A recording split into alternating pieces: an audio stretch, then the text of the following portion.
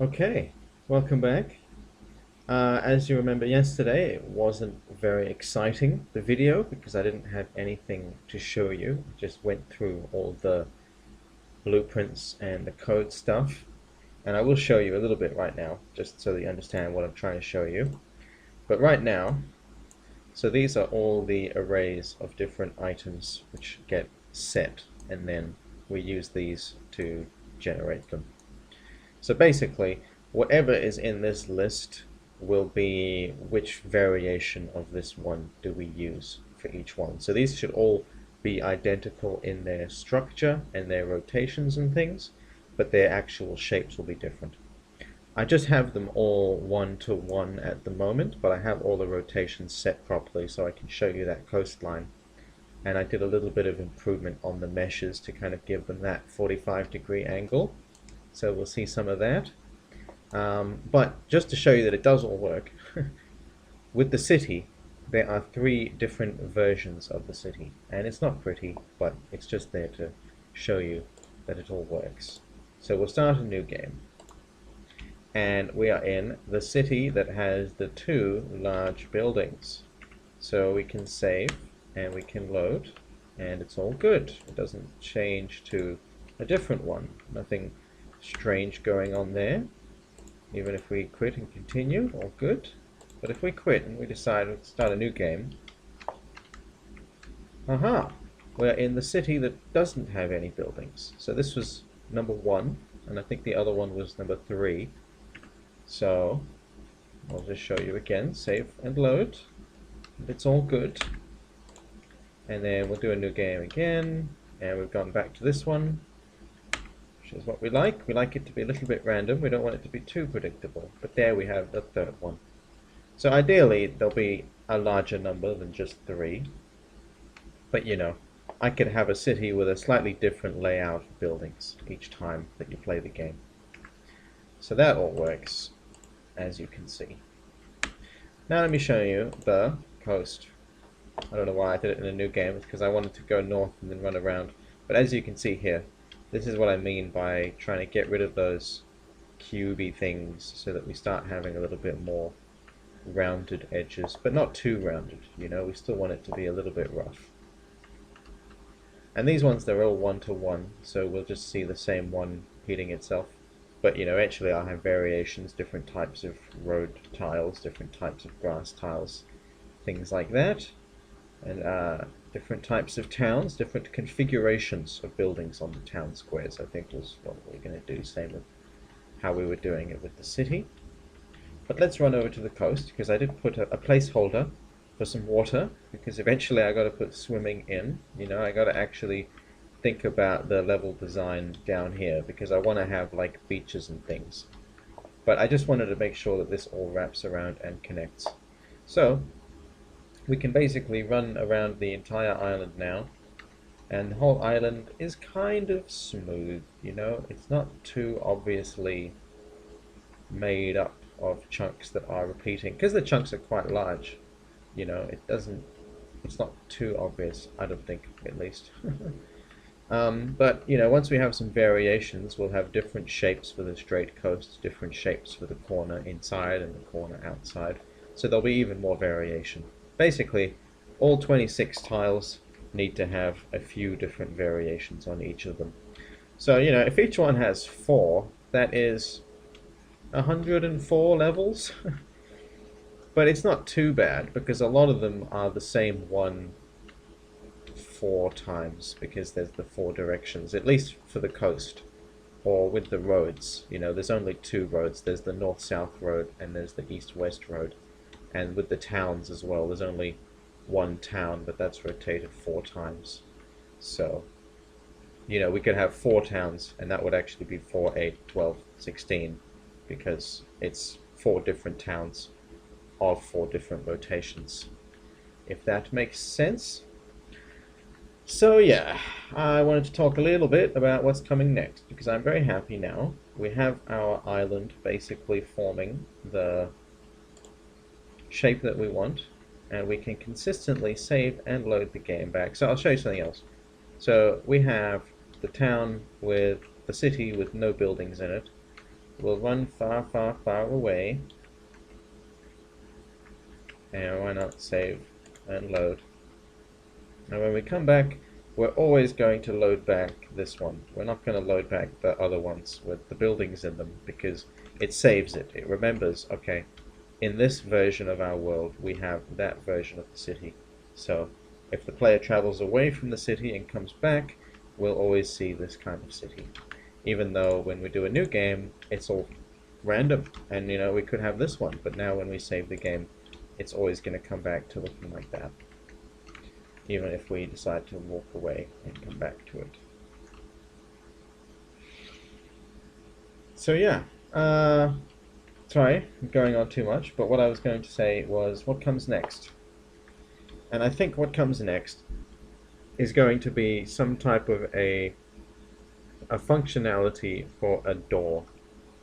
And the door, we approach the door, we press E on the door, and we actually load up a new cell, a new level.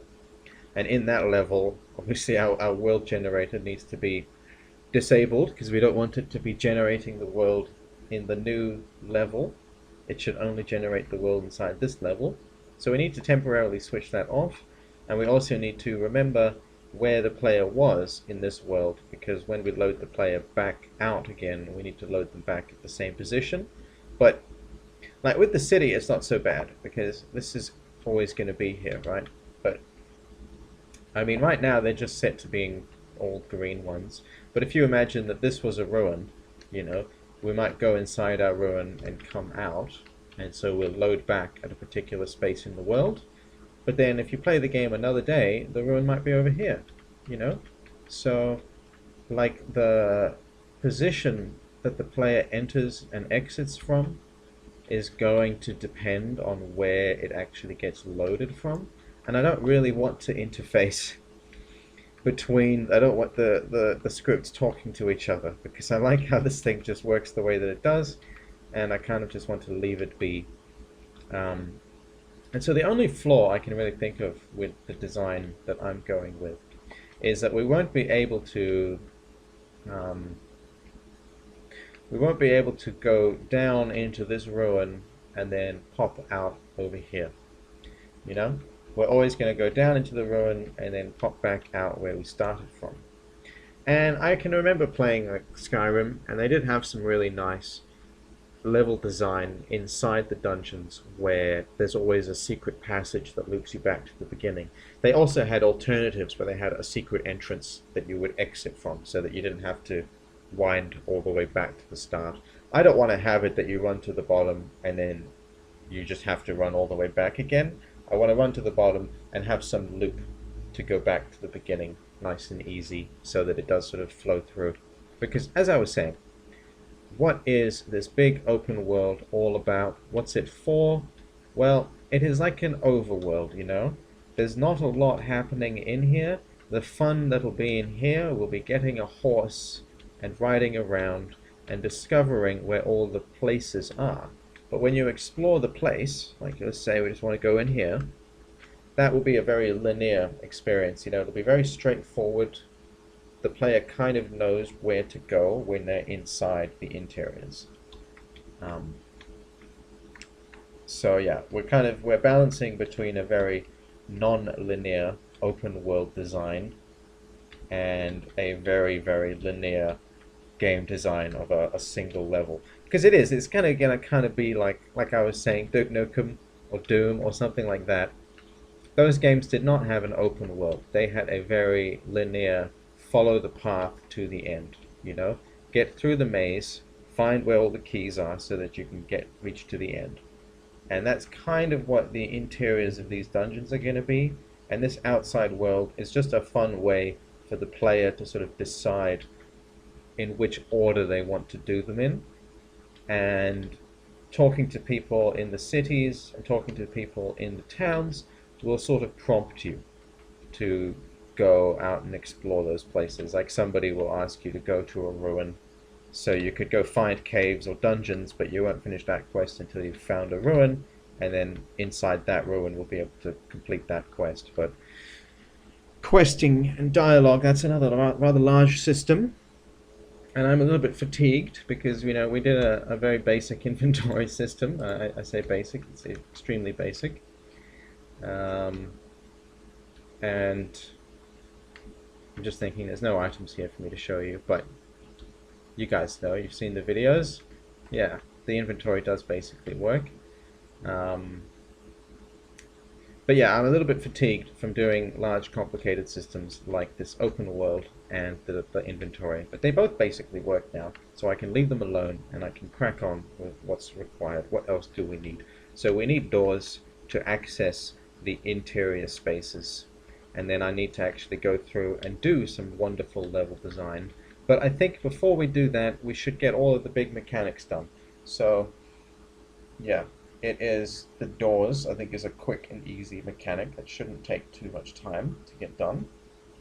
And then once we've finished with the doors, it's just something I'm a little bit nervous about is going to make that equip button work so that we can actually equip weapons, tidy up the rest of this so that we can jump between these different menus, get this compass working. So there's a couple of little things, you know, get the compass working, get the rest of the menu working, but the equip button is quite a big one because that's me putting in functionality for guns. How do guns work in this game? And I have to create some reasonably okay placeholder sprites for experimenting with that.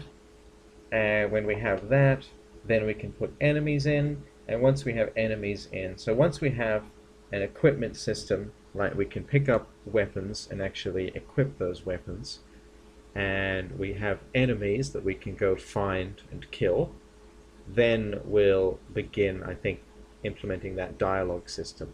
Because what I'm imagining is first we can go inside of a house, and when we go inside a house, we'll want to find a weapon there, we'll pick that weapon up, and so we'll get it working so we can pick the weapon up.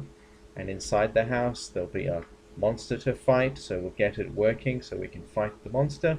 And then we'll go put the monster in another house, we'll put them out in a dungeon somewhere, and in the house we'll put a person, and we'll implement a dialogue system so the person can say, hey, go kill that monster, and then we'll be able to go and kill the monster and then come back and they'll be like, wow, you killed the monster. So that we have the bare bones of that quest system working.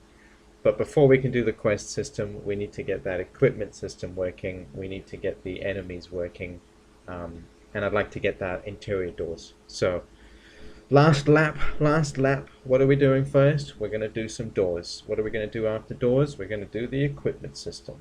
After the equipment system, we're going to do the enemies. After we've done the enemies, we're going to do the dialogue slash quests, because they're quite interwoven, those two. And then I think that's all the big stuff done. There's little stuff like, you know, we want to jump between these ones. When I'm doing the equipment system, you know, I should actually get these two working, because we'll be able to click to attack and right click to either do a secondary attack or a block. I haven't established exactly how the equipment is going to be doing its thing, but then we'll be pressing C or something to be casting whatever spell that we have equipped. So I think when I'm doing the equipment stage, that's when I'll get these 4 menus working, and I might not get that compass working until I've done all those other big systems, or maybe I'll be exhausted doing one big system, and so I'll put the compass in as a little break, a little bit like how I'm going to do the doors before I go crack on to get the big stuff done. But yeah, you can see that from episode 1 or episode 2, when we just had the sky going, we're getting there. We have a nice open world that is randomly generated each time, even though it's not very random, it's only a little bit random. But as I was saying, you know, balancing a consistent player's experience with a, you know, diverse player's experience. But yeah, the main thing I wanted to show was I'm just very happy that the coastline now wraps around properly. Yeah, so thank you all for watching. Gonna try and release the videos a little bit earlier tonight, and I'm not sure if I'll do any more work tonight, and see how I feel. So yeah, have a lovely time. Bye bye.